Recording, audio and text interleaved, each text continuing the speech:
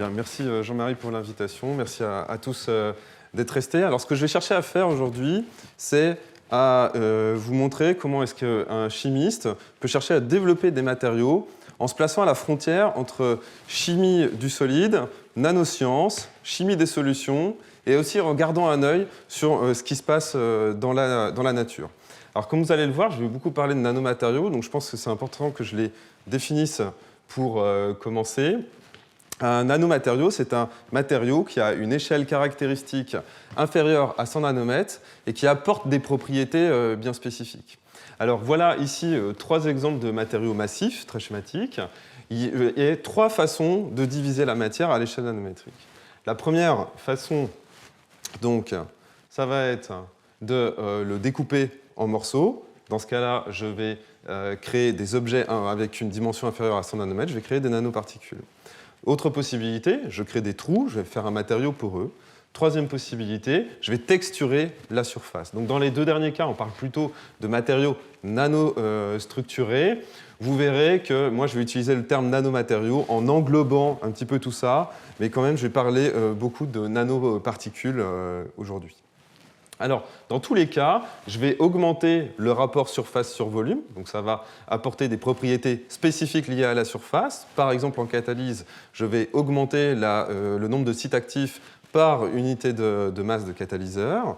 Et puis, je vais aussi avoir à chaque fois des domaines d'une dimension inférieure à 100 nanomètres, ce qui va modifier les propriétés, par exemple par des effets de confinement, notamment sur la luminescence, les propriétés optiques.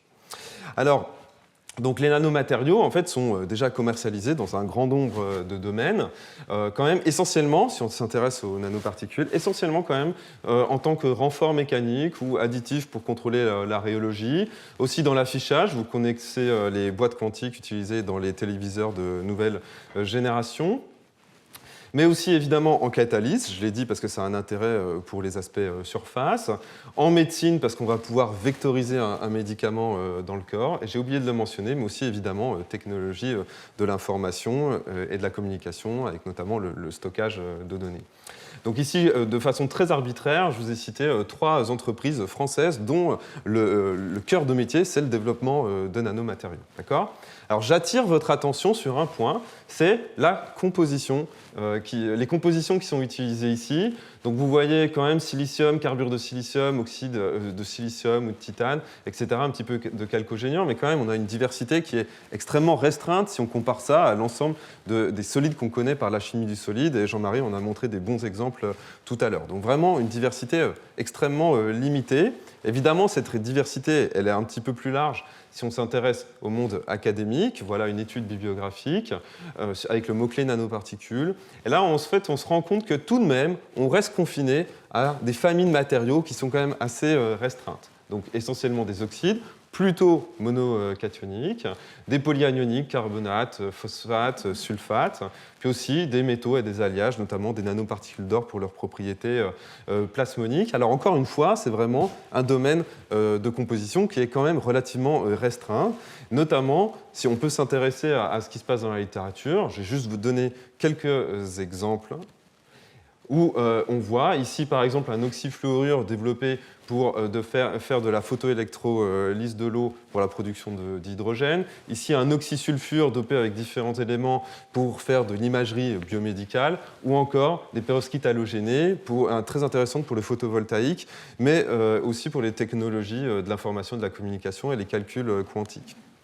Bon, eh bien, en fait, ce qu'on peut voir ici, c'est que si on était capable d'étudier ce type de matériaux à l'échelle nanométrique, eh bien, on devrait avoir l'émergence d'autres types de propriétés, ou au moins l'amélioration des propriétés. Par exemple, eh bien, je l'ai dit, en catalyse, on peut peut-être chercher à augmenter l'activité par unité de masse de catalyseur. Et puis aussi, eh bien, si on a des petits objets, on va pouvoir les vectoriser plus facilement dans le corps. Donc, il y a vraiment des opportunités qui sont énormes à aller chercher des solides que je qualifierais de complexes par leur composition chimique, mais aussi par leur structure cristalline. Donc, s'il y a un intérêt, donc pourquoi est-ce qu'il y a finalement si peu de gens qui travaillent sur ce domaine? Est-ce qu'il n'y a pas une limitation fondamentale? Alors, ce qu'on peut remarquer, c'est que la très grande majorité des solides qu'on connaît actuellement, qui sont répertoriés, sont en fait obtenus par des voies que je qualifierais de traditionnelles de la chimie du solide, ou alors des voies céramiques, c'est-à-dire très schématiquement, on mélange des poudres et on chauffe très fort. Donc pour faire ça, on chauffe très fort parce qu'on veut activer la diffusion des éléments au sein du solide. Mais dans ce cas-là, on va apporter énormément d'énergie. Si on apporte énormément d'énergie, on va très vite parcourir le chemin réactionnel jusqu'à l'état le plus stable. Et donc, on va obtenir le solide thermodynamique. On va avoir aussi une forte croissance des grains et on va obtenir des matériaux massifs. Donc, très difficile de s'arrêter au milieu du chemin et d'aller chercher des états plus hauts en énergie, donc des états métastables. Alors, quand je parle d'états métastables, en fait, on peut envisager deux choses. On peut envisager des solides massifs, métastables par leur structure cristalline, mais on peut aussi envisager des nanomatériaux, puisque les nanomatériaux, et surtout les nanoparticules, ont une contribution à leur énergie qui est la contribution de surface. Ça coûte de l'énergie de fabriquer une surface. D'accord ? Donc, les nanomatériaux sont intrinsèquement métastables.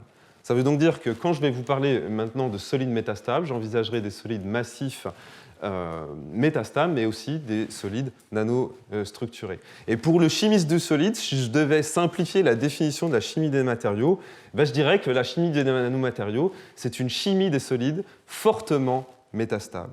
Ça veut donc dire que les techniques usuelles de synthèse ne sont pas adaptées à l'obtention de ces solides métastables, et donc il va falloir développer des voies de synthèse qui sont spécifiques.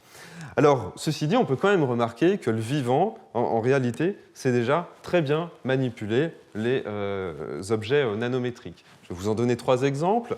Ces bactéries magnétotactiques qui biominéralisent des nanoparticules d'oxyde de fer pour fabriquer leur aimant et leur propre GPS. Des diatomées qui sont des microalgues unicellulaires qui fabriquent leur carapace de silice, et cette carapace de silice, elle est poreuse à différentes échelles, notamment à l'échelle nanométrique. Ces pores permettent un échange de nutriments avec l'extérieur, mais comme ils sont ordonnés, ils permettent aussi de filtrer la lumière pour couper les UV qui seraient dommageables pour l'organisme, mais laisser passer la lumière du visible pour faire de la photosynthèse. Troisième exemple, ces mollusques qui broutent de l'algue. Vous avez une vision de près ici des dents de ce mollusque. Et si on regarde vraiment de près, on voit qu'à l'extrême bord, ici, vous avez des nanoparticules d'oxyde de fer qui sont intéressantes pour des propriétés d'abrasion. Un peu plus profondément, vous avez des nanobâtonnets d'oxyde de fer qui sont alignés, qui apportent un matériau très dur à la surface de ces dents. Et à cœur, vous avez un phosphate amorphe de fer qui est mou. Et en fait, ce contraste matériau dur en surface, matériau mou à cœur, permet d'éviter la propagation des fissures. Donc là, vous avez 3 exemples de nanomatériaux qui sont développés par le vivant pour des fonctions spécifiques. Ce qui est aussi intéressant de voir pour un chimiste de synthèse, c'est que le vivant utilise aussi les nanomatériaux dans les processus de fabrication de ce type d'objets.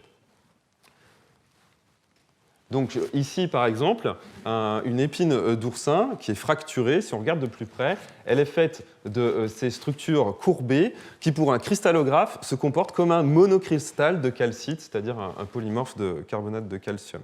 Ceci dit, si moi je fais de la calcite par précipitation dans l'eau, je vais obtenir un cristal qui est énorme, qui n'a pas du tout la même morphologie.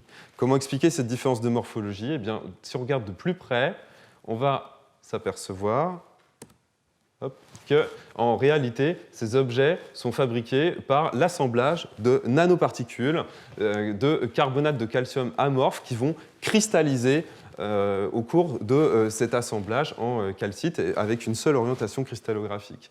Donc, ce qui est intéressant pour moi en tant que chimiste de synthèse, c'est d'apercevoir que là, l'organisme, il a été capable de travailler pour commencer avec une phase amorphe, c'est-à-dire désordonnée, donc haute en énergie, métastables, et en plus d'utiliser des nanoparticules qui, je l'ai dit, sont intrinsèquement métastables. Donc là, en fait, on a un bel exemple d'une synthèse sous contrôle cinétique faite par cet organisme.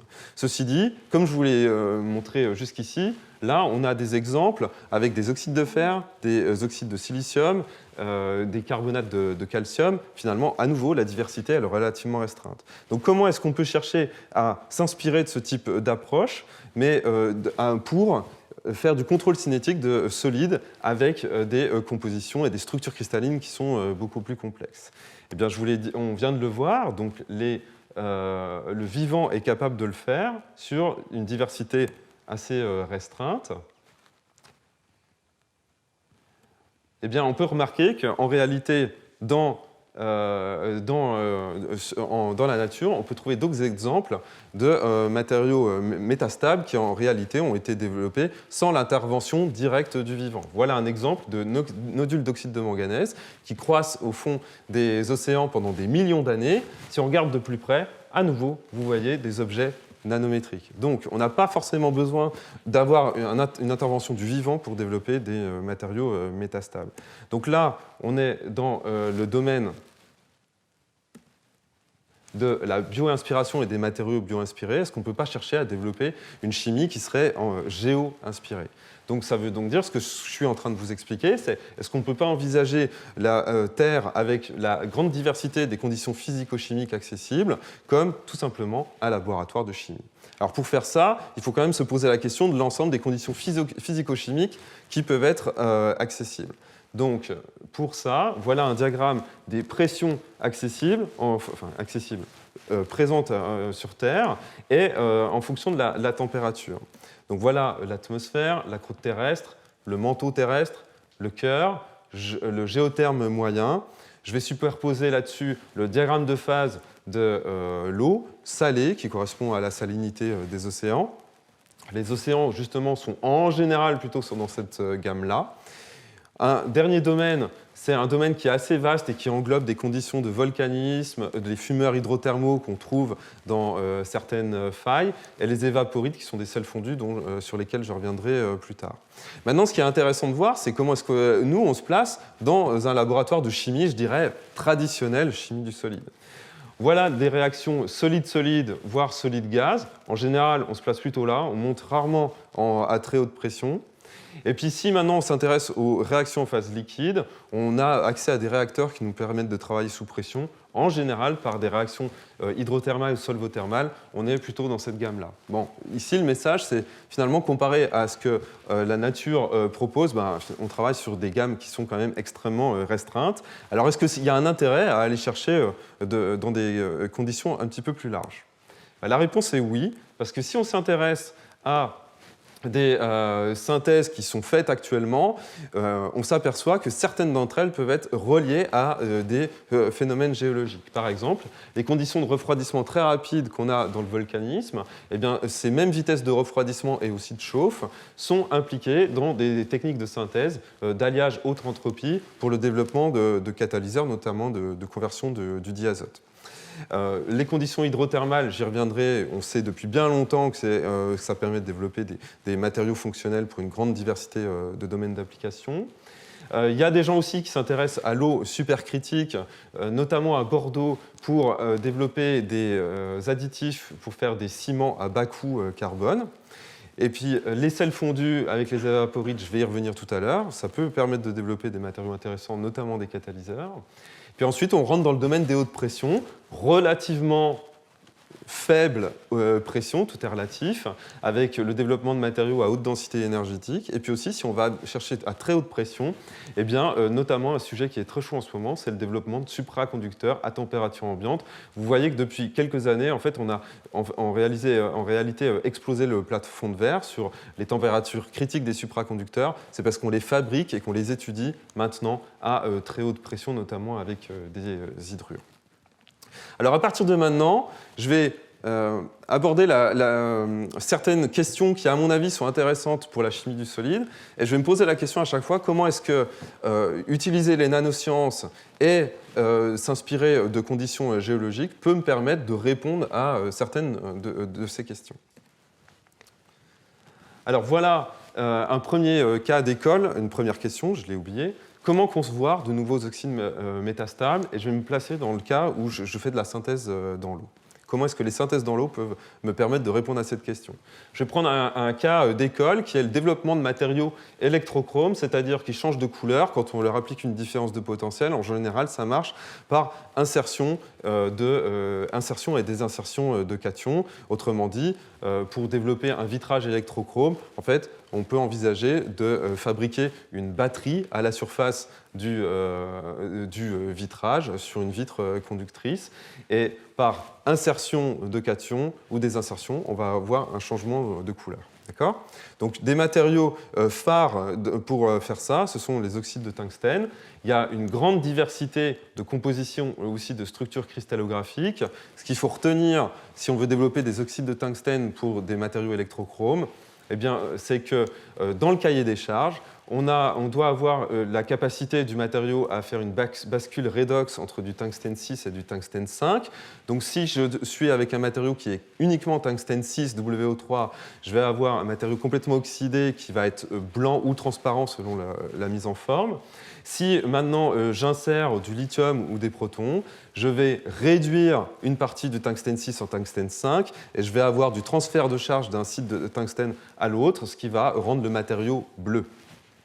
Évidemment, il me faut des sites cristallographiques pour l'insertion cationique et qui soient réversibles, une topologie qui me donne un accès facile aux sites cristallographiques. Et là, dans ce cas-là, je m'intéresse à des matériaux qui sont stables en électrolyte aqueux acide. Alors, comment est-ce que je peux développer un matériau qui remplit ces critères en travaillant à basse température dans l'eau et en développant des nouveaux solides métastables? Donc, je veux une valence mixte tungstène 5, tungstène 6. Si je travaille par précipitation dans l'eau d'un oxyde, vraiment, l'outil de base, c'est le diagramme de Pourbet. Donc je regarde mon diagramme de Pourbet et je vois que finalement, la coexistence tungstène 6 et 5, il y a un domaine de pH qui est quand même relativement restreint, vous voyez, en dessous de 4. Est-ce que je ne peux pas essayer de fixer un peu plus précisément cette valeur de pH? Eh bien, la réponse est oui. Je sais que pour la plupart des oxydes de tungstène, le pH de moindre solubilité est aux alentours de 0,5, 0,6. Ça veut donc dire que si je me place à ce pH-là, eh bien, je devrais empêcher le matériau que je vais précipiter de se redissoudre et de se réorganiser pour en reprécipiter. D'accord ? Autrement dit, ce que je suis en train de vous dire, c'est que si je travaille à cette valeur de pH, où je vais couper les phénomènes de solubilité, je vais empêcher l'évolution du matériau. Donc le solide que je vais précipiter, je vais limiter sa réorganisation. Autrement dit, je vais faire une trempe chimique des états métastables, donc du solide que j'ai commencé à former dès le départ de la précipitation. D'accord ?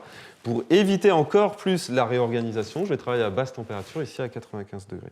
Alors je fais ça, et le résultat, c'est ce type de cliché. Alors, je n'ai pas mis une microscopie en champ plus large, mais vous voyez ici un schéma. Donc, il faut imaginer des plaquettes qui ont une épaisseur de l'ordre de 5 nanomètres. Et là, vous voyez une plaquette vue de dessus en microscopie électronique en transmission. Ce qui est important de retenir dans cette technique d'imagerie ici, c'est que chaque point brillant, c'est une colonne d'atomes de tungstène. Donc là, je suis en train de voir l'ordonnancement des cations métalliques dans cette phase. Et sur ces points qui correspondent aux colonnes d'atomes de tungstène, je peux mettre mes atomes de tungstène, les oxygènes qui sont dans la sphère de coordination, et ça me permet d'obtenir la structure cristalline de ce composé, avec ici des octaèdres WO6. Ce qui est extrêmement intéressant en réalité, c'est que là, j'ai une nouvelle structure cristalline qui ne correspond pas à d'autres polymorphes de WO3 que j'avais jusqu'ici.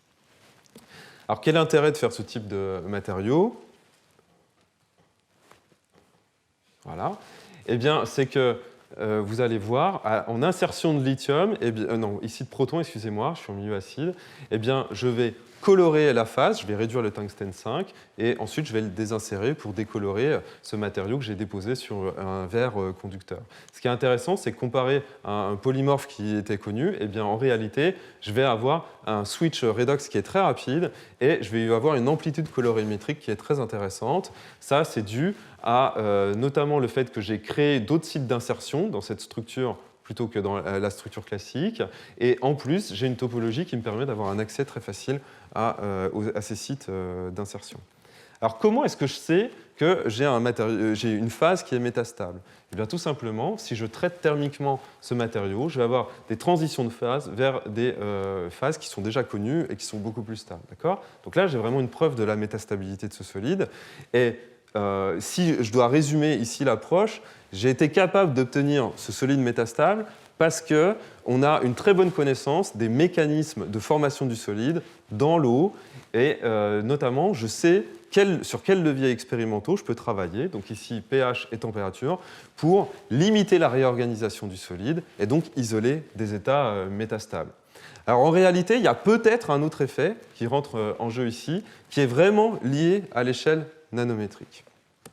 Alors quel est cet effet ? Eh bien, rappelez-vous, je vous ai dit que des nanomatériaux, et là je vais prendre le cas de nanoparticules, sont intrinsèquement métastables à cause du coût énergétique de la création de la surface. Eh bien, on peut aussi remarquer qu'en général, ce n'est pas une règle absolue, mais en général, plus un matériau est stable, plus il sera dense, parce que je vais augmenter le nombre de liaisons chimiques par unité de volume. Et plus il sera dense, plus ça sera aussi difficile de créer de la surface, parce qu'il va falloir que je coupe plus de liaisons. Autrement dit, plus un matériau est stable, plus il va avoir une énergie de surface élevée. Encore une fois, il y a des exceptions à cette règle. Mais ce qui est intéressant cette fois-ci, c'est que si je considère deux solides, deux polymorphes de WO3 par exemple, vous avez l'écart énergétique en général entre des polymorphes ici, eh bien, je peux très bien envisager qu'en travaillant à l'échelle nanométrique, évidemment, les deux solides vont être déstabilisés, mais le solide initialement plus stable va être plus déstabilisé parce qu'il a une énergie de surface plus importante. Autrement dit, à l'échelle nanométrique, je vais avoir une inversion de stabilité des phases, et ce qui était métastable à l'état massif devient thermodynamiquement stable à l'échelle nanométrique. Donc cet effet, eh bien, peut-être qu'il rentre en jeu sur cette phase obtenue dans l'eau, j'en ai pas la preuve. Par contre, il y a d'autres systèmes pour lesquels on sait exactement que ça se passe comme ça, parce qu'il y a des calculs d'énergie de surface qui ont été faits. Voilà, et à chaque fois avec des propriétés intéressantes à la clé. Par exemple, ici, un polymorphe de V2O3, d'oxyde de vanadium, qui est capable de faire du stockage réversible de l'oxygène. Ici, un oxyde de titane qui montre des transitions de phase sous impulsion lumineuse, qui a été développé par des groupes au Japon pour faire du stockage optique de l'information. Ou encore, en dessous, ici une phase assez connue, Epsilon Fe2O3, qui a une haute coercivité magnétique et qui permet d'envisager du stockage magnétique de l'information. Donc à chaque fois, ici, des solides qui n'ont pu être obtenus que parce qu'on les a développés à l'échelle nanométrique, et vous le voyez, avec des propriétés qui sont vraiment intéressantes du point de vue application. Ce qui est aussi intéressant, c'est que finalement, cet effet, on le voit à différentes températures de synthèse. On le voit, je vous l'ai dit, a priori aussi dans la chimie dans l'eau, mais aussi, là, c'était une synthèse colloïdale en solvant organique à 300 degrés. Et puis même, on peut travailler à température beaucoup plus élevée, où là, il va falloir utiliser des gabarits, des moules, qui vont encapsuler les particules de départ, et donc les empêcher de croître quand on va chauffer. D'accord ? Alors ceci dit, ces moules, ces gabarits, ont quand même des petits défauts et peuvent nous poser problème selon les propriétés qu'on va chercher. Notamment, on ne va plus avoir accès à la surface, donc si on veut faire de la catalyse, ce n'est pas du tout intéressant. Aussi, ce gabarit, ici c'est de la silice, peut aussi réagir avec le matériau. Donc ça peut être un problème. Alors, notamment, qu'est-ce qu'il en est si on va chercher à développer d'autres types de systèmes ? Vous avez ici un composé samarium-bore, un borure métallique. Chaque cluster est un cluster B12, il y a 12 atomes de bore, et toutes les liaisons chimiques que vous voyez sont des liaisons covalentes entre des atomes de bore. Ça, c'est une maille cristalline, il y a plus de 1500 atomes dans cette maille, donc c'est une structure qui est extrêmement complexe, et on peut très bien imaginer que pour cristalliser ce solide, il va falloir apporter énormément d'énergie pour ordonner ce réseau de liaisons covalentes. Ça va être donc très difficile, on ne sait pas faire ça à basse température. C'est quand même un souci parce que ce matériau, par exemple, peut être intéressant pour faire de la conversion thermoélectrique de l'énergie, c'est-à-dire, par exemple, récupérer des pertes de chaleur pour les convertir en électricité. Mais pour ça, j'ai besoin d'avoir de la conduction dans le matériau, donc j'ai besoin d'avoir des interfaces qui vont être capables de transférer les charges. Donc les composites que je vous ai montrés avec le gabarit qui est isolant électrique, ce n'est pas du tout une bonne idée. Comment s'en sortir ? Eh bien, en tout cas, ce qu'on peut remarquer, c'est que ce problème, il se pose très souvent pour beaucoup de matériaux qui ont une forte composante covalente à la liaison chimique. À chaque fois, il va falloir travailler à relativement haute température pour cristalliser ces solides. Et donc, il va falloir lutter pour trouver des moyens d'abaisser la température pour aller chercher des états métastables quand on a beaucoup de liaisons covalentes. Alors, comment faire ça ? Eh bien, ce que je peux remarquer d'un point de vue, donc, comment développer des protocoles sans gabarit ? Eh bien, d'un point de vue très naïf, si je résume ce que je vous ai dit jusqu'ici, c'est que les réactions en solution, je vous ai montré un cas de synthèse dans l'eau à basse température, permettent d'isoler des phases métastables et des objets nanométriques parce que j'ai beaucoup de leviers à ma disposition pour contrôler la formation du solide. Par contre, je n'arrive pas à cristalliser des phases avec une forte composante covalente à la liaison chimique. Au contraire, si je suis à haute température, alors là, je sais que je peux cristalliser ces phases-là, mais je vais obtenir les solides thermodynamiques et je vais avoir une forte croissance des grains, donc des matériaux massifs. Donc une approche qui serait finalement, d'un point de vue très naïf, ce que je peux me dire, c'est que bon, peut-être que je vais essayer de chauffer suffisamment pour avoir la cristallisation de ces structures complexes, mais suffisamment peu pour éviter la croissance des grains et éventuellement m'arrêter à des états métastables. Donc ça veut donc dire qu'il va falloir que je sois capable d'accélérer les réactions par rapport à ce qui se passe en général en phase solide et aussi chercher à limiter la taille des objets. Alors, il y a plusieurs façons de faire ça. Une première façon, c'est d'utiliser des réactions topotactiques à l'état solide, c'est-à-dire d'utiliser des transformations qui vont utiliser seulement de faibles déplacements d'atomes. Donc ça veut dire, dans ce cas-là, que je vais réfléchir au solide que je vais utiliser au départ pour m'assurer que je vais pouvoir le transformer des réactifs très facilement pour obtenir une autre phase, parce que ça va coûter moins d'énergie d'avoir de très faibles déplacements atomiques. Alors, je ne vais pas vous en parler aujourd'hui parce que je pense que vous allez avoir un séminaire sur ce sujet-là un petit peu plus tard. Autre possibilité, c'est de me dire qu'un moyen d'accélérer une réaction par rapport à une réaction qui se fait en général à l'état solide, c'est de travailler dans un liquide où je vais augmenter la fréquence des chocs.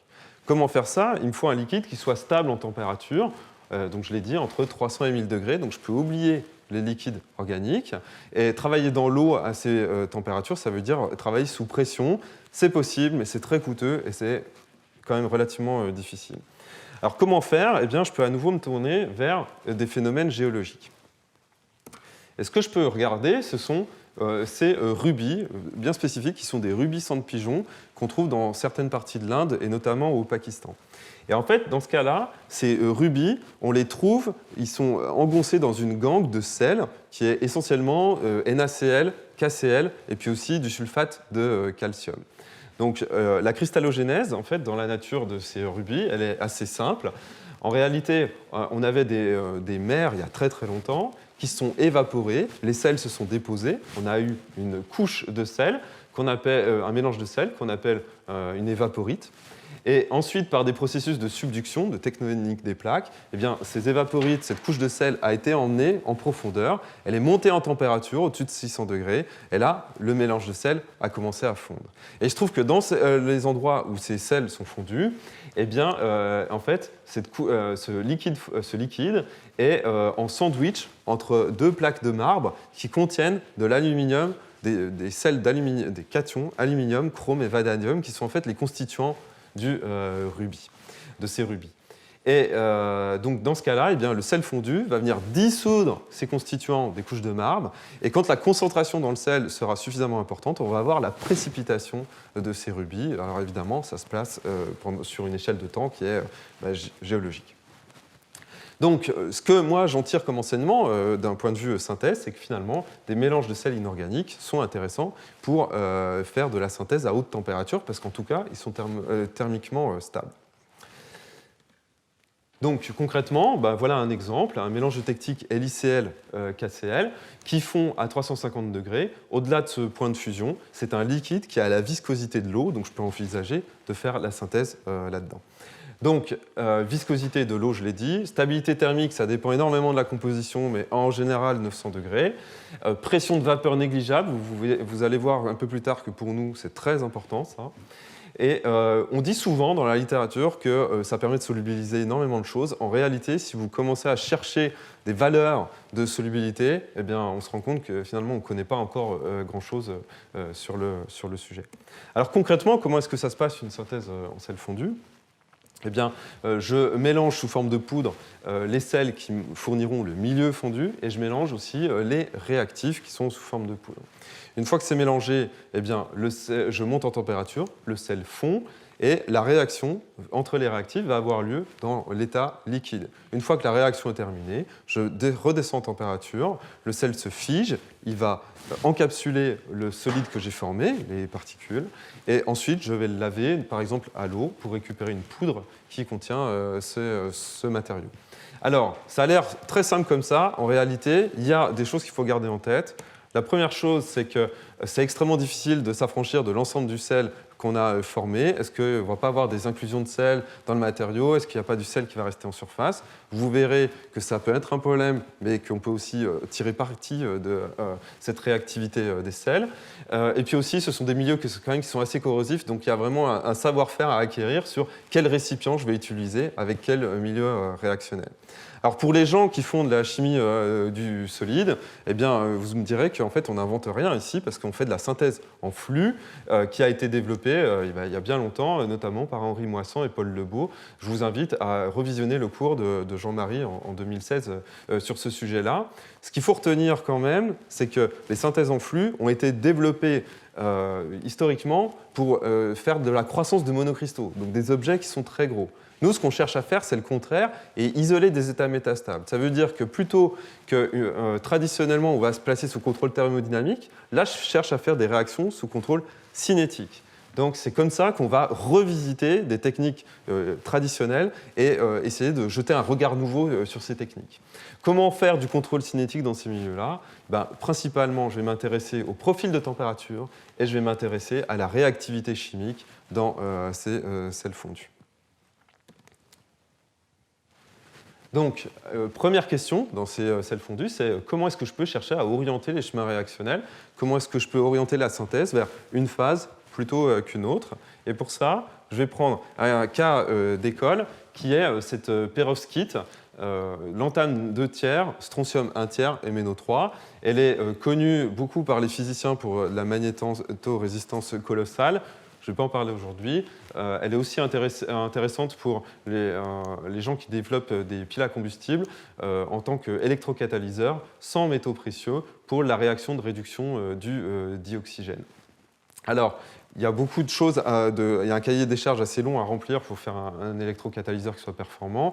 Ce qu'on peut tout de même retenir, c'est qu'on veut de la conduction électronique, mais on veut faire de la catalyse, donc ça serait intéressant d'augmenter le nombre de sites actifs par unité de masse du matériau, donc on veut une haute surface spécifique. On sait que dans ce matériau, les défauts cristallins ont un effet délétère sur la conduction électronique, et donc il faut chercher à éviter des défauts cristallins tout en gardant des nanostructures. Autrement dit, là je suis en train de dire qu'il va falloir que je développe des matériaux qui ont une qualité cristalline qui va mimer ce qu'on peut obtenir par des techniques physiques, notamment de film épitaxier. Et d'un autre côté, je veux développer des rapports surface sur volume qui sont élevés, donc des nano-objets. Donc ça veut dire que je vais chercher à combiner deux mondes ensemble, deux mondes qui ne s'aiment pas trop en général. Donc c'est vraiment un défi de synthèse. Alors comment s'en sortir? Eh bien voilà ce qu'on a fait. On a travaillé dans un nitrate de potassium fondu, dans lequel on va décomposer des nitrates métalliques, les précurseurs, donc de manganèse, lantane et strontium. Ce qui est très important ici, c'est qu'on s'est intéressé au profil de température. On fait une chauffe très rapide pour initier la réaction très rapidement et que toutes les particules se forment en même temps et qu'il y en ait beaucoup qui se forment. Ça s'appelle la nucléation. Et ensuite, on va faire une trempe du milieu, c'est-à-dire qu'on va abaisser brutalement la température en quelques minutes de 600 degrés à la température ambiante. Et ça va les empêcher de coalescer, ça va les empêcher de croître énormément. En faisant ça, on arrive à obtenir des cristaux cubiques avec une distribution de taille centrée à 20 nanomètres qui est en fait remarquable si on considère qu'on n'utilise pas du tout de ligand organique en surface, ce que les gens utilisent en général pour faire des nanoparticules en solvant organique pour avoir ce type de contrôle de taille. Et bien là, on arrive à l'éviter juste en jouant sur le profil de température. Donc, si on utilise des techniques de cristallographie et de microscopie et aussi d'analyse chimique, on voit qu'en fait, en réalité, on a exactement la composition et la structure qu'on attendait. Pour s'en convaincre, on peut regarder quelques clichés de microscopie électronique en transmission. À nouveau, si on regarde de plus près ici, vous avez les colonnes de lantane strontium, là les colonnes de manganèse, donc c'est exactement la structure perovskite qui est attendue. Avec d'autres types d'imagerie, on arrive aussi à voir les colonnes d'éléments légers, d'oxygène notamment. Alors, ceci dit, c'est très... Ah oui, et par contre, on voit ici juste quelques défauts cristallins que je vous ai mis en évidence avec des flèches rouges. Donc, il y a très peu de défauts cristallins dans cet objet. Donc, en fait, on a rempli le cahier des charges. Alors, est-ce qu'on ne peut pas aller plus loin? Plutôt que d'aller faire cette phase cubique, est-ce que je ne peux pas aller chercher une phase lamellaire? Vous en avez un petit peu entendu parler tout à l'heure. Alors, vous voyez que la composition elle est un petit peu différente. Il y a plus de cations lanthane et strontium par rapport au manganèse. Donc, le premier réflexe, c'est que je vais rajouter plus de ces cations dans le milieu réactionnel, et puis je vais chauffer, on va voir ce qui se passe. Je chauffe à 600, ça ne marche pas. Je chauffe à 800 degrés. Je commence à voir apparaître cette phase d'après la diffraction des rayons X, mais pas encore totalement. J'ai encore des cations qui n'ont pas été insérés dans la structure. Donc là, si je travaillais en milieu aqueux, eh bien, mon premier réflexe, ça serait de me mettre dans des conditions où je vais forcer tous les cations à précipiter en même temps. Autrement dit, je me mettrais en milieu très basique. Je jouerais sur l'acido-basicité, donc la basicité de Brandstedt. Là, je suis dans d'autres conditions, mais est-ce que je ne peux pas transposer ça en milieu sel fondu? Eh bien, plutôt que de parler de basicité de Brandstedt, je vais parler d'oxobasicité, c'est-à-dire de concentration en ion O2- dans le milieu réactionnel. Pour faire ça, eh bien, je peux me dire que je vais passer des nitrates aux nitrites, puisque ces ions nitrites ont une constante de dissociation qui est beaucoup plus importante et donc vont fournir beaucoup plus d'ions O2- au milieu réactionnel. Donc en passant de l'un à l'autre, je vais augmenter la basicité du milieu, et donc je devrais forcer les cations à rentrer ensemble dans la même structure. Eh bien, c'est ce qu'on fait, et effectivement, à 800 degrés, cette fois-ci ça marche, je n'ai qu'une seule phase d'après la diffraction des rayons X. Comment est-ce qu'on peut comprendre ce qui se passe? Eh bien, si on fait un petit bilan, on passe par un état intermédiaire qui est cette perovskite cubique, et où on n'a pas réussi à rentrer l'ensemble du strontium qu'on avait mis au départ. Et je vous épargne le raisonnement, mais en gros, ce qui se passe, c'est qu'on a un phénomène de dissolution de cet état intermédiaire, et ensuite on va reprécipiter complètement tous les cations dans la même structure. Donc là, on a vraiment un effet qui est direct de l'augmentation de la basicité du milieu pour forcer tous les cations en même temps, et donc un moyen de contrôler la réactivité dans le sel fondu. Alors, est-ce qu'on a développé des électrocatalyseurs intéressants pour la réduction du dioxygène en milieu aqueux? Je ne vais pas rentrer dans le détail. Ce qui est peut-être intéressant, c'est qu'on a, dans le cas de la phase cubique, une phase qui est un comportement électrochimique qui est extrêmement stable, ce qui est différent de particules de cette perovskite qui ont été obtenues par d'autres méthodes de synthèse. Comment est-ce qu'on peut comprendre cette stabilité? Eh bien, si on va regarder un matériau qui, après son utilisation, je ne sais pas si vous voyez, mais on voit ici des franges de réseau qui correspondent à l'alignement des atomes. Donc en fait, on a un matériau qui est resté cristallin, même après un certain nombre d'heures d'utilisation, alors que ce type de perovskite a tendance à s'amorphiser à l'utilisation. Donc comment est-ce qu'on explique qu'on conserve cet état cristallin et l'activité du matériau? Eh bien, une explication, ça serait qu'on a obtenu un objet au départ qui était très bien cristallin en utilisant les sels fondus, et donc on l'a fortement stabilisé et on évite son évolution à plus long terme. Alors maintenant, est-ce que je ne peux pas transposer ce type de raisonnement à des matériaux non oxydes, à nouveau en utilisant les sels fondus? Donc la réponse est oui, évidemment. Voilà une première chose sur la synthèse de borure métallique. Donc cette fois-ci, on travaille dans un sel fondu qui ne contient pas du tout d'oxygène, sinon le bore réagirait tout de suite avec l'oxygène. Et je vais utiliser un borohydrure de sodium pour réduire les sels métalliques, mais aussi apporter le bore. Si je fais ça entre 300 et 800 degrés, eh bien, j'ai un moyen d'obtenir des nanocristaux pour une gamme assez variée de composés métal-bore, variés en termes de nature du métal, mais aussi de ratio métal-bore. Dans beaucoup de cas, en fait, ça a été la première fois que ces matériaux ont été obtenus à une dimension inférieure à 100 nanomètres, et ça a ouvert la voie à l'étude de leurs propriétés, notamment en catalyse. Maintenant, ce qu'on peut remarquer, c'est quand même qu'avec ces synthèses en sel fondu, en général, on récupère une poudre. Comment est-ce qu'on peut mettre en forme le matériau pour aller chercher des propriétés bien spécifiques? Eh bien, on a travaillé là-dessus assez récemment. Je vais prendre le cas particulier de ce diborure d'hafnium, qui est un composé lamellaire, à nouveau. Et après synthèse en sel fondu, on obtient ce type d'objet, un cœur cristallin, avec une coquille amorphe qui est très riche en bore. Alors, Comment est-ce qu'on peut chercher à mettre en forme ce matériau? Eh bien, on a montré qu'on était capable de disperser ces nanoparticules dans une matrice dans de l'aluminium ou un alliage aluminium-silicium en utilisant des techniques classiques de métallurgie liquide de façon à obtenir des nanocomposites à matrice métallique légère avec une dureté qui est améliorée grâce à l'ajout de ces nanocristaux qui sont en réalité des cristaux d'une phase réfractaire. Okay, donc en fait, ça c'est intéressant pour l'industrie automobile. Autre possibilité, on est parti de cette poudre pure, et en fait, quand on utilise des techniques de frittage flash, c'est-à-dire on va forcer les particules à se coller les unes aux autres, mais tout en conservant la nanostructure, on va chauffer très vite pour éviter la croissance des grains, on va être capable de fusionner les couches amorphes des différentes particules qui vont s'approcher. Ça va nous faire une matrice dans laquelle les cœurs cristallins vont être incorporés. Ce qui est intéressant, c'est que cette phase amorphe, cette matrice, c'est un isolant thermique, et puis les nanoparticules sont, elles, des particules d'un matériau qui est extrêmement conducteur électrique à haute température. Donc là, on est en train d'ouvrir la voie vers des nanocomposites pour faire des matériaux thermoélectriques qui vont combiner conduction électrique, mais aussi isolant thermique. Alors, au-delà de la chimie du bord, on peut s'intéresser à d'autres types de matériaux,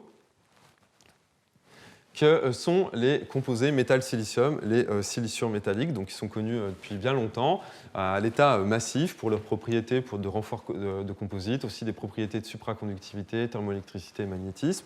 Et depuis quelques années, on les voit apparaître pour des propriétés de catalyse. Hydrodésulfurisation, hydrogénation, mais aussi catalyse d'électrolyse de l'eau avec la production de dihydrogène et puis aussi l'oxydation de l'eau en milieu basique. Alors, à nouveau, ça serait intéressant d'étudier ce type de matériaux à l'échelle nanométrique. Comment, notamment, est-ce que les propriétés d'électrocatalyse sont modifiées? Bien, à nouveau, c'est un réel défi de synthèse, parce que les techniques habituelles de synthèse conduisent à des phases qui sont déposées sur des supports. Donc, on a vraiment un impact très important du support sur les propriétés, ou alors à des techniques de synthèse en milieu organique qui vont, à des températures assez élevées, contaminer le matériau avec des carbures, et donc on a un mélange de phases, et on ne sait pas exactement ce qu'on regarde. Donc, est-ce qu'on peut trouver une solution en utilisant les sels fondus? Eh bien, dans ce cas-là, rappelez-vous ce que je vous ai montré sur la synthèse de composés métal-bore. Eh bien, on peut chercher à faire la même chose pour des composés métal-silicium. Ce que je vais faire, c'est plus utiliser une source de bore, mais utiliser une source de silicium. Et ce réactif bien spécifique qui est une source de silicium-1, Na4SiO4, qui est donc un réducteur, mais aussi une source de silicium. Je fais la même manip en sel fondu. Et ce que j'observe, c'est que je vais être capable, dans le cas du nickel ici, d'obtenir, en jouant sur la température et aussi les rations entre réactifs, des composés Ni2Si ou NiSi avec des structures cristallines qui sont évidemment très différentes. Et à nouveau, des objets nanométriques pour des matériaux qui n'y avaient pas été répertoriés jusqu'ici.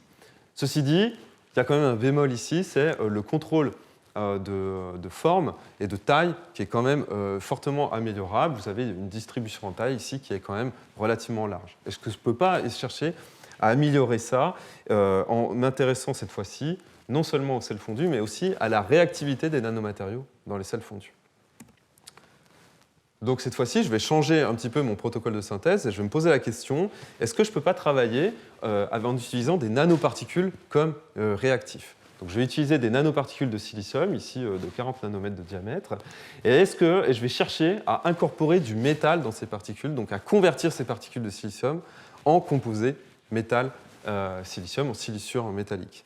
Ça, c'est quelque chose qui ne marche pas du tout à l'état solide. Il faudrait que je chauffe au-delà de 1000 degrés et j'aurai une énorme croissance des grains. Est-ce que je peux travailler en milieu liquide, en sel fondu, pour améliorer cette réactivité et faire que ça se passe à plus basse température? Donc voilà ce qui se passe de façon très schématique. On a une nanoparticule de silicium. J'ai un sel métallique dissous dans un sel fondu, ici un mélange de iodure alcalin.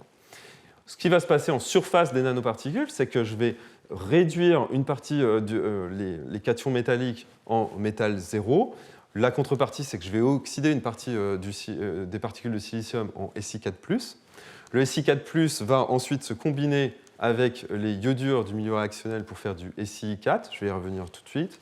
Et puis, le métal, lui, il va diffuser au cœur des particules et réagir avec le silicium pour faire un intermétallique. Alors, il se trouve que ce sous-produit ici, c'est un vrai problème pour nous, parce qu'il est extrêmement réactif, et à la fin, si je veux purifier mon matériau en lavant à l'eau, il va réagir avec l'eau, faire une gangue de silice qui va englober l'ensemble des particules, et alors là, c'est fini, j'ai plus du tout accès à la surface. Alors comment est-ce qu'on peut chercher à s'en sortir?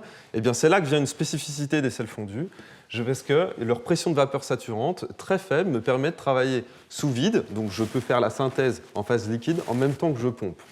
Donc je peux faire ça, et cette fois-ci, en pompant pendant la synthèse, je vais extraire directement ce sous-produit réactionnel, et je vais éviter de le garder dans mon milieu réactionnel.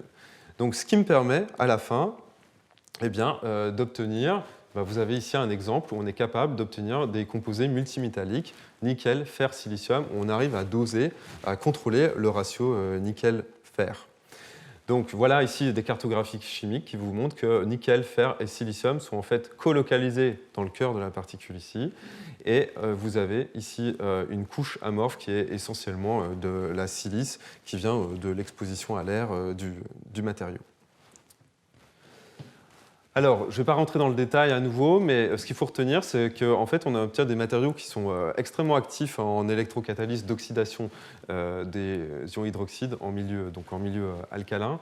Et ce qui est intéressant, c'est qu'à nouveau, on a une activité qui est très stable. Ceci dit, activité stable, ça ne veut pas forcément dire matériau stable. Donc il faut aller chercher un peu plus près, voir comment est-ce que le matériau évolue, s'il évolue pendant les conditions réactionnelles. Donc c'est ce qu'on a fait en analysant l'électrode à différents temps de réaction. Et ce qu'on voit, c'est qu'au contact de l'électrolyte alcalin, eh bien, le matériau va s'oxyder très légèrement en surface. On le voit en spectroscopie de photoélectron X. Et ensuite, si on continue à travailler en milieu oxydant, dans les conditions d'électrocatalyse, eh bien, on voit une couche de surface qui commence à se former. Et au cours du temps, eh bien, cette couche va avoir tendance à croître, même si on conserve un cœur qui est cristallin. Alors, qu'est-ce que c'est cette couche? Eh bien, si on utilise la spectroscopie de photoélectron X, la microscopie électronique en transmission, on arrive à voir qu'en réalité, c'est un oxyhydroxyde de nickel qui est dopé au fer. Et on sait que ce solide en fait, est extrêmement actif pour cette réaction. Donc, en réalité, là, on a identifié notre catalyseur qui est l'espèce qu'on a formée en surface. Donc, ce n'est pas du tout le matériau initial, d'accord? Donc, le siliciure de surface, on peut le voir en fait comme un pré-catalyseur qui ensuite s'est transformé pour faire ce matériau de surface. Ceci dit, le fait qu'on conserve le cœur initial est aussi extrêmement important parce qu'on arrive comme ça à avoir du transfert de charge dans l'ensemble de l'électrode. Donc, on a développé en réalité un composite où toutes les composantes sont intéressantes pour faire un matériau qui est performant. Alors, est-ce qu'on peut aller un petit peu plus loin? Et jusqu'ici, ce que je vous ai montré, c'est à chaque fois des solides qu'on connaissait, d'accord, qui étaient répertoriés.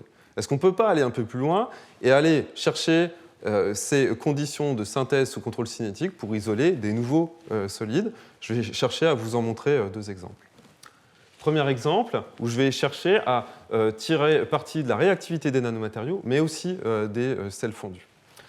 Alors, je vais prendre un autre cas d'école, ce sont des oxychlorures, donc des composés métal, oxygène et chlore. La plupart des oxychlorures sont intéressants pour faire de la photocatalyse, de la catalyse, mais aussi pour leurs propriétés optiques, notamment optiques non linéaires.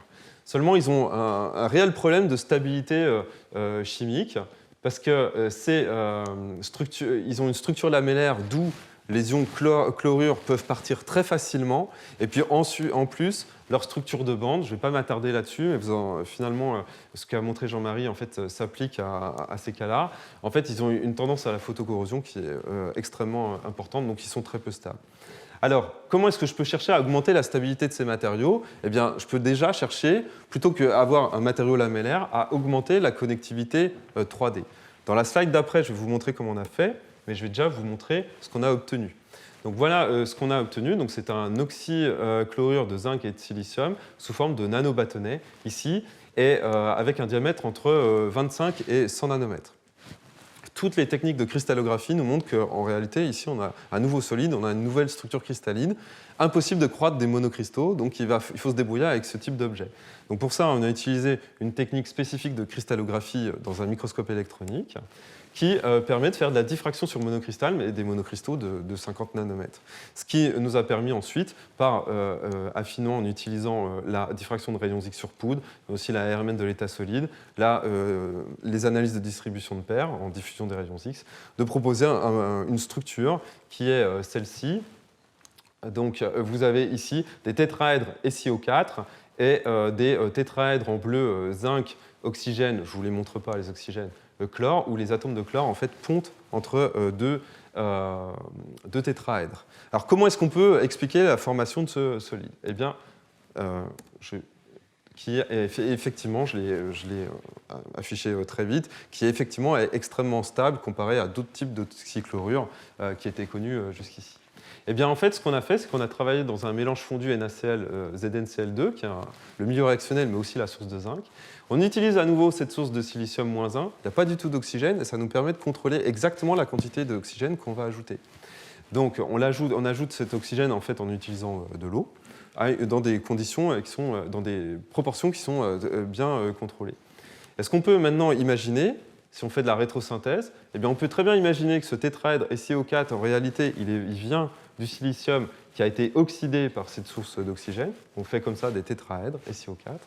Et d'un autre côté, eh bien, le dimère Zn de zinc, de tétraèdre de zinc, avec ce chlorure pontant, eh bien, il y a des calculs de dynamique moléculaire qui ont montré que dans le chlorure de zinc fondu, on avait déjà ces dimères. Donc ce qu'on peut imaginer, c'est que ces dimères de tétraèdre de zinc vont réagir avec ces monomères SiO4 pour former cette connectivité 3D. D'accord ? Donc là, en fait, ce qui est intéressant pour moi, c'est que la structure du solide, elle est directement liée à la spéciation, à la structure du liquide.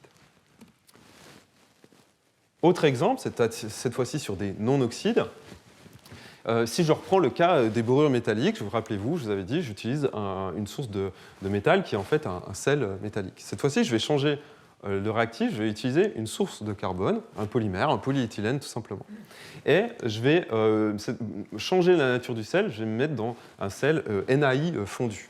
Eh bien, le fait d'utiliser du sodium me permet d'orienter la synthèse vers un composé qui est complètement différent, qui est un borocarbure de sodium, sous forme de nanoparticules. Donc là, vous avez des clusters octaédriques B5C, et au cœur de cette structure qui finalement ressemble à une structure pérovskite, eh bien, on a intercalé le sodium qui vient du sel fondu. Donc là, on utilise vraiment la réactivité du sel fondu pour orienter la synthèse vers une phase bien spécifique. Et à nouveau, des objets qui sont très petits si on considère qu'on les a fait à 900 degrés. C'est quand même des objets de l'ordre de 5 nanomètres. Donc, on peut aller un petit peu plus loin en se posant la question de la localisation spécifique du carbone. Et ce qu'on voit, en utilisant des modèles qui sont relaxés par des techniques de DFT et en faisant des mesures de RMN de l'état solide au bord 11, eh bien on arrive à montrer qu'il y a un modèle qui est le mieux ajusté au spectre expérimental de RMN. Eh bien, c'est un modèle où la structure locale est différente du solide qui était connu. Ça, c'est l'ordre local qui est classique, en fait, un sodium avec un cluster B5C. Et bien, en fait, ce qu'on arrive à montrer, c'est que dans ce solide, on a aussi un autre environnement qui est un autre type d'octaèdre, B4C. Donc, on a enlevé le sodium, mais pour compenser ça, il faut rajouter un électron en plus. Eh bien, ça se fait en remplaçant un bord par un carbone. Et là, en fait, j'ai créé un cluster B4C2 qui n'était jamais observé dans un réseau complètement inorganique. Autrement dit, en utilisant les sels fondus et en utilisant aussi ces conditions de synthèse relativement douces et en développant des nanomatériaux, je commence à, comme ça, développer des nouvelles structures étendues, je vous l'ai montré avec les oxychlorures, mais aussi des nouveaux ordres locaux dans ce cas-là. D'accord ? Alors, quel intérêt de faire ça ? Eh bien, si je prends le cas de cette phase-là, eh bien, si je la traite en température, je vais réussir à éliminer le sodium et avoir une transition de phase vers un carbure de bord de type B4C, qui est une phase super dure, c'est le terme scientifique, super dur, et qui est extrêmement intéressante pour développer des tuiles résistantes ou d'autres types de matériaux avec de très haute dureté. Donc là, je suis en train de développer un matériau nanostructuré sous forme d'un matériau super dur. Et on peut se douter que la présence d'interfaces avec des objets si petits devrait modifier énormément la dureté. Ceci dit, je ne peux pas utiliser des techniques de frittage classiques pour densifier le matériau et coller les nanoparticules ensemble. Ça ne marche pas. Je suis obligé d'aller chercher des conditions beaucoup plus dures. Alors, quelles conditions beaucoup plus dures? À nouveau, je vais me pencher vers les aspects géologiques et les très hautes pressions, qui sont extrêmement développées. Donc, je ne vais pas rentrer dans le détail, mais je vous ai montré quelques exemples au début pour des matériaux supraconducteurs, par exemple, mais aussi sur les matériaux super durs. Alors, pour ça, on utilise avec Yann Le Godec, un collègue de l'IMPNC qui est juste à côté, à Sorbonne Université, eh bien, une presse qui permet de développer des matériaux qui vont avoir un volume de l'ordre du millimètre cube. Alors, ça a l'air petit comme ça, mais en fait, c'est suffisant pour faire des études à l'échelle du laboratoire et l'ensemble des caractérisations, je dirais, classiques. Donc, on utilise ce type de presse qui permet de monter à 5 gigapascals pour aller transformer les nanomatériaux qu'on fabrique en sel fondu. Alors, premier exemple, pour voir si ça marche, eh bien, je travaille avec ces nanoparticules que je vous ai déjà montrées, et je vais les traiter sous très haute pression, 5 gigapascals et 1200 degrés. Et là, ce que je vois, c'est qu'après transformation, eh bien, je suis capable de conserver l'échelle nanométrique des objets, et en plus, j'ai pu fusionner les couches amorphes ensemble, et à haute température, en m'assurant que j'ai apporté suffisamment d'oxygène au système, eh bien, cette couche amorphe va cristalliser dans une phase qui est caractéristique des hautes pressions, c'est-à-dire que je ne pourrais pas obtenir à pression ambiante. Donc là, moi, ce qui m'intéresse ici, c'est de voir qu'à très haute pression, je suis capable de conserver l'échelle nanométrique, mais je suis aussi capable d'avoir des transitions de phase pour avoir des matériaux qui sont vraiment, des solides qui sont vraiment spécifiques des très hautes pressions. Donc là, j'ai en fait une preuve de concept de cette approche nanomatériaux et haute pression. Alors, je ne vais pas rentrer dans le détail parce que je vais dépasser mon temps, mais ce qu'on peut observer, c'est que maintenant, je vais utiliser ces très hautes pressions pour aller presser ces particules les unes sur les autres, faire des joints de grains, et donc obtenir un matériau qui va être cohésif, vraiment avoir un matériau qui est nanostructuré, un monolithe. Donc pour ça, on travaille à 2000 degrés, dans des pressions de l'ordre du gigapascal, et on va utiliser à nouveau des rampes de chauffe qui sont extrêmement rapides pour éviter la croissance des grains. Donc vous voyez que finalement, à chaque fois, on va travailler sur ces profils de température. Donc, en développant ça, eh bien, on est capable d'avoir des matériaux qui vont avoir une dureté qui va être exacerbée. Pourquoi? Parce que, si ça veut bien s'afficher, voilà, imaginons, j'ai deux types de matériaux, des grains microscopiques et des grains de l'ordre de 10 nanomètres. Eh bien, en fait, dans un cas, les dislocations, quand je vais appliquer une contrainte sur le matériau, vont être capables de se propager très facilement d'un grain à l'autre.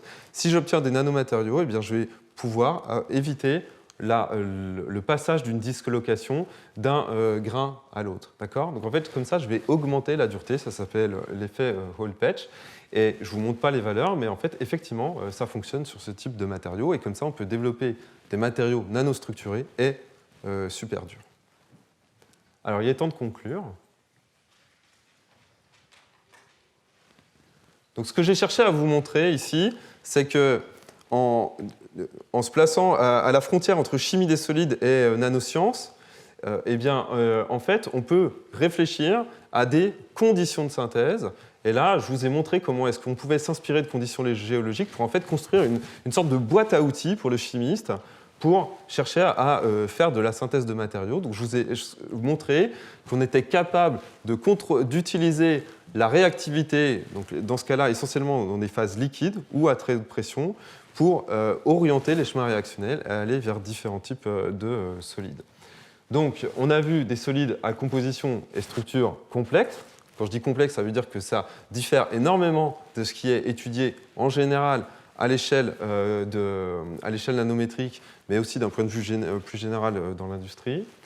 Ça permet, je vous ai montré plusieurs cas où on arrive à développer de nouveaux solides avec des ordres étendus complètement différents de ce qu'on connaissait avant, mais aussi parfois juste avec des ordres locaux qui peuvent modifier certains types de propriétés, et notamment de dureté.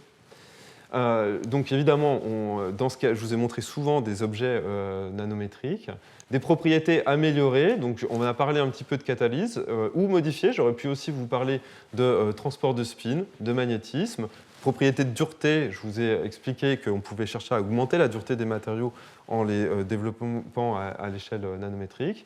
Ce qui est intéressant du point de vue du laboratoire aussi, c'est que ce type de technique de synthèse, inspirée de la géologie, en fait, permet souvent d'obtenir des matériaux à l'échelle du gramme dans un laboratoire. Donc je ne parle pas du tout de mise à l'échelle, là, on n'est pas du tout dans les mêmes gammes, mais par contre, pour un laboratoire, ça reste intéressant parce qu'on peut commencer à travailler avec ce type d'échelle. C'est très différent de ce qu'on peut développer en synthèse colloïdale, en milieu organique, où en général, on utilise vraiment, on va développer des quantités qui sont extrêmement faibles. Autre point comparé à l'utilisation de solvants organiques, c'est qu'on n'utilise pas du tout de ligands organiques pour obtenir ce type de matériaux. Ça peut être intéressant si on s'intéresse à des phénomènes de transport de charge aux interfaces, de transfert de charge aux interfaces. Et bien là, les ligands organiques sont très souvent isolants et ça peut être vraiment un problème pour l'étude des propriétés. Donc en fait, en utilisant ce type de technique, on évite un échec potentiel de ce point de vue-là. Autre point qui peut être intéressant en évitant les ligands organiques et les solvants organiques, c'est que finalement, même si on travaille à haute température, on travaille avec des synthèses, des protocoles qui ont un impact environnemental potentiellement faible. L'exemple des sels fondus est intéressant parce qu'on peut très bien envisager, après la synthèse, de recycler les sels fondus et de les réutiliser. Donc là, il y a vraiment un intérêt remarquable, je dirais. Alors, qu'est-ce qu'il reste à faire ? Il reste à chercher éventuellement d'autres types de matériaux. Donc c'est ce qu'on est en train de faire, chercher vraiment des familles de matériaux qui sont complètement différentes de ce que je vous ai montré jusqu'ici. Et puis aussi, hormis quelques cas particuliers que je vous ai présentés aujourd'hui, quand même très souvent, ce type de synthèse sont des boîtes noires. Quels sont les chemins réactionnels ? Quelles sont les réactions chimiques qui sont mises en œuvre ? Ce n'est pas vraiment évident parce que, notamment aux températures qui sont mises en œuvre, on a du mal à trouver des sondes qui sont pratiques pour aller regarder ce qui se passe. Donc en fait là, nous et puis d'autres groupes aussi, on est en train de travailler énormément sur le développement de techniques vraiment adaptées, sur mesure pour ce type de synthèse, pour essayer de comprendre la réactivité chimique dans ces conditions-là. Voilà, alors pour finir, je voudrais remercier l'ensemble des collaborateurs, évidemment au laboratoire, mais aussi l'ensemble des personnes qui ont contribué aux travaux que je vous ai présentés aujourd'hui. Je ne vais pas les nommer parce que je n'aurai pas le temps de le faire, donc je n'ai pas envie de choisir entre eux. Je remercie évidemment les organismes financeurs et je remercie, si les photos veulent bien se montrer. Voilà, donc l'équipe, en fait, les personnes qui font le gros du travail. Donc là, vous avez des photos de l'équipe à différents temps depuis le début de cette activité. Vous avez les noms aussi ici, donc je les remercie énormément. Et les personnes qui sont impliquées plus spécifiquement sur les domaines que je vous ai montrés, vous avez vu leur nom et leur visage pendant la présentation. Voilà, je vous remercie pour votre attention.